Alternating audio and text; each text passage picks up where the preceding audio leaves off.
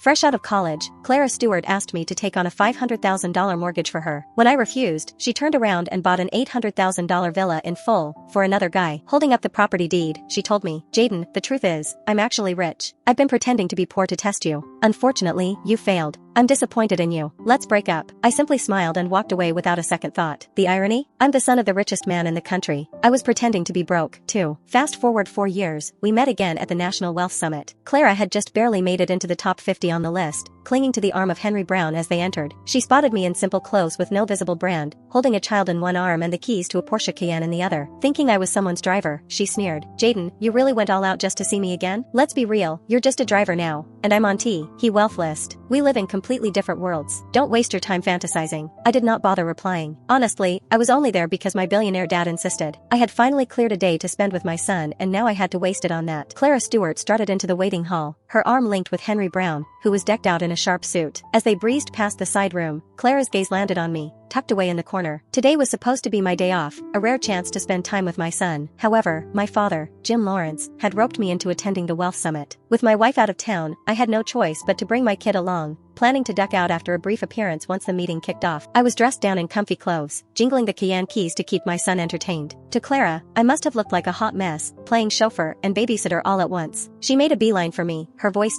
ripping with scorn as she said, "Jaden, look at you, running errands for others. You're nothing without me. What a shame that you couldn't pass my test. You could have been the one by my side." She squeezed Henry's hand as she went on. "However, hey, I should thank you. You made it possible for me to find someone who really loves me." Henry flashed her a soft, reassuring smile. "Jaden's probably kicking himself now. Poor guy can't spot a good thing when he sees it. He got what he deserved, though. No surprise he's ended up this way." He turned to a staff member walking by. "We've got VIPs here today. How can you let just anyone in? What if there's trouble? Are you ready to handle that? Go on, get this driver out of here." Little did they know, my simple outfit was tailor-made by top-notch designers. I had been so swamped taking over my father's company over the last couple of years that I had not been around much. They had not seen me, and based on their shallow take on my looks, EY fell for Henry's story hook, line, and sinker. The staff's voice was icy as they said, "Sorry, sir, this area is for authorized personnel only." I stood my ground, my voice steady, saying, "I'm here for the summit too. I have every right to be here." They paused, probably recalling those quiet types who turn out to be somebody important, and decided not to mess with me. Clara, on the other hand, burst into laughter like she had heard the funniest joke ever. "Huh, you? A college kid scraping by on scholarships is on the wealthy list? That's a good one. And you claim you're here for the summit? Is your name even on the list?" My name was not there, of course. The Lawrence family had put my father's name down. It would not switch to mine until his retirement this year. Clara saw my hesitation and turned to the staff, smirking.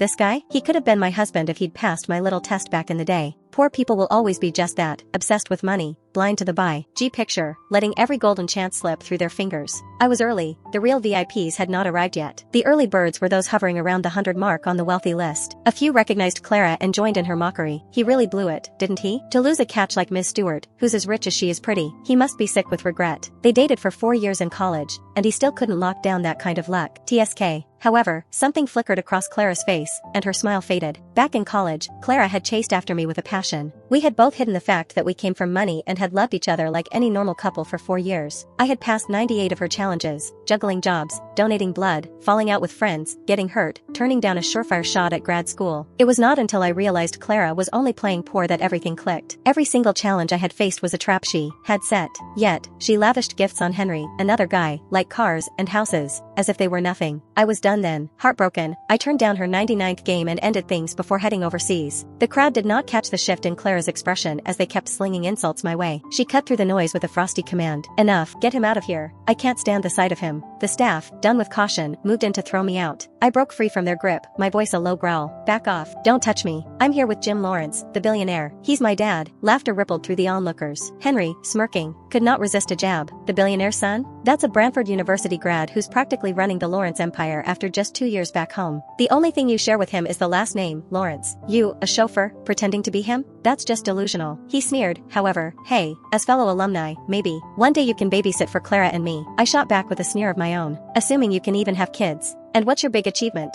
Winning over a wealthy widow?" That struck a nerve. Henry's face twisted in anger. He had been dying to give Clara a child, to cement his place in her family. However, his past excesses had taken their toll, and even the most experienced doctor could not save him by then. Enraged and humiliated, Henry barked at the staff. "Are you deaf? Get him out of here, now." Without another word, they grabbed me and hauled me toward the door. My son Jaden's tears erupted in fear, and I, desperate not to hurt him, fought to free us from their grip. I can walk by myself, just don't touch my son. However, Clara's face paled, and she blurted out in disbelief. Jaden, what are you saying? He's your son? Yes, he's my son. You're married to someone else? No way. I don't believe you're over me. Her reaction threw me for a loop. Why wouldn't I be over you?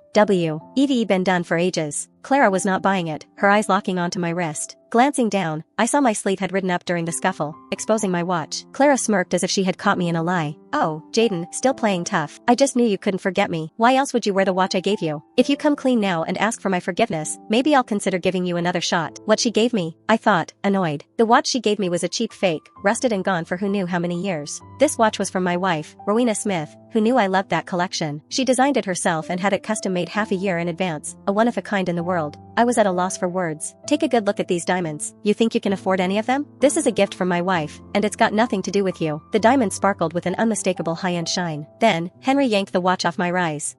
His sneer widening. Jaden, how on earth could you afford such a pricey piece? This place is crawling with the rich. You must have swiped it from someone. If you're broke and can't even buy a meal, just say the word. You can bag up the leftovers from the party later. You think you can get away with stealing? A kid raised by a thief is bound to end up in trouble, maybe even get knocked around, Henry sneered. I felt a surge of anger at his words. Henry, zip it. You have no right to talk about my kid like that. Henry was about to retort when something clicked. He stared at the child in my arms, recognition dawning on his face. That's Rowena's kid. Jaden, what's he doing with you? Are you planning to snatch him? You're in way over your head. The room went silent at the mention of Rowena. She was a big deal, the top investor on the planet. Anything she touched turned to gold. Her wealth was legendary, making even the richest tycoon look like small fry. The buzz was that Rowena would be there, and everyone there was tripping over themselves for a chance to impress her. My little guy wrapped his arms around my neck, his voice soft and defiant as he said, "He's my dad, and you're the meanie." Henry was not buying it. He lunged forward, trying to take my son. If I can buddy up with Rowena, the sky will be the limit, he thought. He was so blinded by greed that his face twisted with it. Hand him over, Jaden. If you're pulling a kidnapping stunt, you won't see a dime, and you'll be behind bars before you know it. The crowd started to close in, reaching for my son. He burst into tears, and I held him closer, ready to bolt from that mess. He's my son. Back off. We're out of here. However, Henry was in our face, his voice sharp as he said, "Your son? What? Is Rowena your wife? Take a look in the mirror. If you want to spin a tale, at least make it a good one. You think I won't call the cops on you?" I was not scared of his threats. Go ahead, call them. Rowena is my wife. Go on, call the cops. I'll wait right here to see who they'll arrest. The moment I said that, everyone looked at me like I had lost my mind. Your dad's a billionaire, and Rowena's your wife? Jaden, you've lost it. Just you wait. I'm calling the cops now. Let's hear what you'll say then. Henry whipped out his phone, ready to dial the number. However, Clara stepped in, snatching the phone from his hand, her gaze filled with mixed emotions as she addressed me. Let's not, Jaden. We've had our time, and I don't want to go overboard. Get out of here before things get worse. I'll give you money. How much do you want? Clara thought I was after her cash. When my dad was at the top of the list of the wealthy,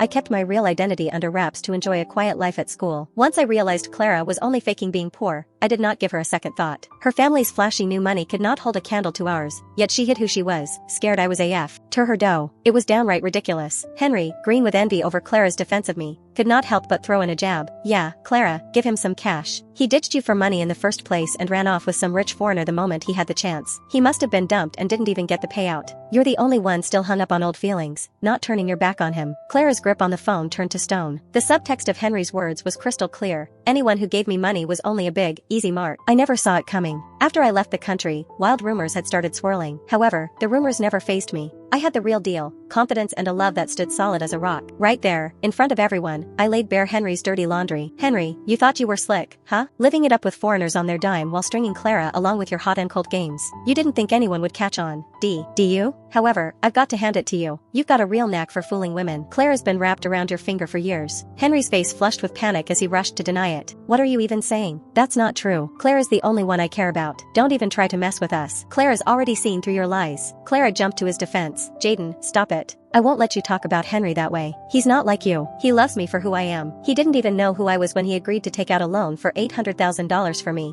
I could not help but laugh. Oh, Clara, you're so gullible. Henry knew exactly who you were from the start. He was playing you all along. Why don't you check out his list of exes? Every single one of them comes from money. You think you're the exception? That's just naive. Clara's face turned stormy after my words hit home. Always one to doubt. She then questioned everything. She turned to Henry with a dark look. Is that true? You knew about my family from the beginning? Henry looked like a kicked puppy as he pleaded with her. Clara, Jaden's making stuff up. Don't you trust me? I knew it was love at first sight when I met you. I did everything for you. Have you forgotten all I've done? Clara's suspicion wavered but did not fade away. She sent a quick text to her assistant, asking them to dig into Henry's past at college. Henry was livid, his face red with rage. He charged at me and landed a punch that felt like a hammer. My son was ripped from my arms when I least expected it. Daddy, Daddy, save me. My son's cries cut through the chaos. I had to keep him calm, so I called out, hang in there, buddy. Mommy and Grandpa are on their way. They'll take care of the bad guys. Don't worry. His tears slowed to sniffles as I kept talking, but it tore me up inside. Henry, still fuming, slapped me again and again. A total of 5 stinging slaps. He tried to get his goons to join in, but Clara stepped in. That's enough. We've got bigger fish to fry today. She turned to me and said, Jaden, get out while you can, or even I can't help you. All I could think about was getting my son back. Henry, give him to me. If you hurt him, I swear I won't let it slide. Henry, bitter about being called out, clutched my son and spat back. You're the one who won't get away with this. I'm calling the cops. Enjoy your life in a cell, Jaden, he sneered, dialing with a vengeance. I secretly hoped he would call. A quick glance at the clock told me my father and Rowena would be there at any minute. However, Henry was not done. Cradling my sobbing son, he boasted to the onlookers, saying, I'm the hero who saved Rowena's kid. She'll thank me, for sure. Whoever teaches this guy a lesson gets an introduction to her. The crowd, eager for a slice of Rowena's world, surged toward me. My clothes were ripped with force, hands clawed at my hair and face,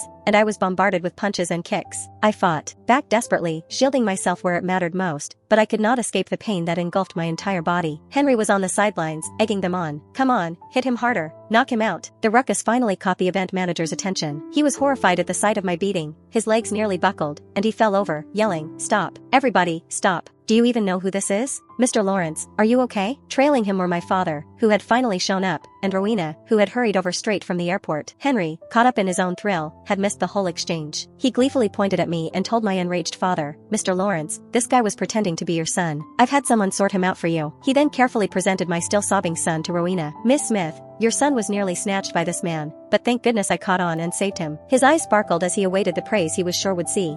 And he humbly said, just doing my duty.